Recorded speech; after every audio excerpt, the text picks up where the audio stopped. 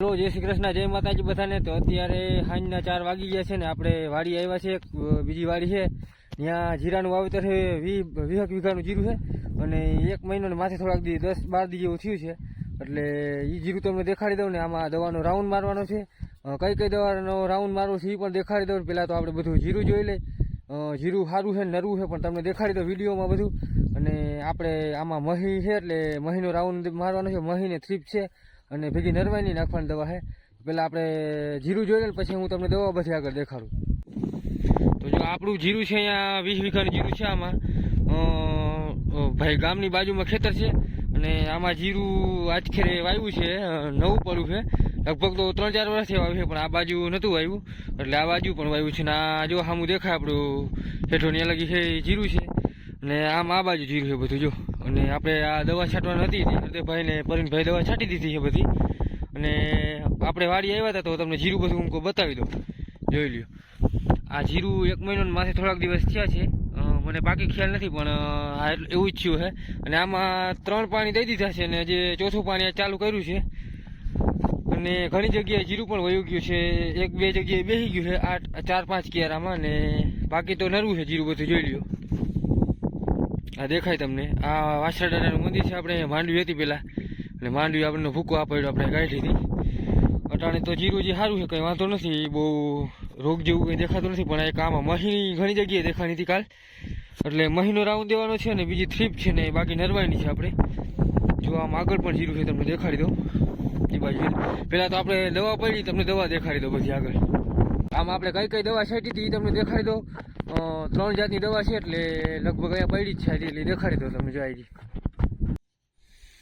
તો આ નેનોજીમ છે NXT, જોઈ લો, આ નરવાઈ માટેની દવા છે એન્જિન કંપનીની, તમે જોયું છે વિડીયોમાં, આપણે આ લગભગ છાંટી જ છે। અને આ છે મહી માટેની પનામાં સ્પેશિયલ, જો આનું દ્રાવણ કરવાનું છે, જોઈ લો, આ મહી માટે સ્પેશિયલ। અને આ છે બાયો 303 થ્રીપ માટે, જો। તો આ 3 દવા છે, આમાં હરદેવભાઈ અને પ્રવીણભાઈએ મારી દીધી છે અને એનું પ્રમાણ પણ લખેલો છે આ રહ્યું, જો 20 મિલી પ્રમાણ છે નાખવાનું। એટલે આપણે જીરામાં દવા તો છાંટી દીધી છે પણ હજી તમને આગળ બધું જીરું દેખાડી દઉં। એટલે આ અહીંયા 20 વીઘાનું ઘેરા જેવું છે બધું લગભગ।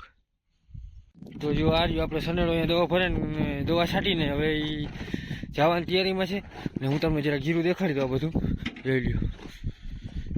આમાં બધામાં જીરું જ છે અને નરવું પણ સારું છે, જો આમાં હજી એક નેદે નથી કાઢ્યો અને 3 પાણી કાઢ્યા છે ટોટલ। અટાણે વાતાવરણ સારું છે, ટાટ પડે એટલે ચોથું પાણી ચાલુ કરી દીધું છે। અને આગળ છે આમ ત્યાં 3-4 કિયારામાં જીરું હા વયું ગયું છે એટલે આજ ખેરે એવું થયું છે, બાકી વરસનું આમાં વાવેતર થાય છે 3-4 વર્ષ થયા જમીન લીધી એમાં, એટલે હજી વાંધો નથી આવ્યો।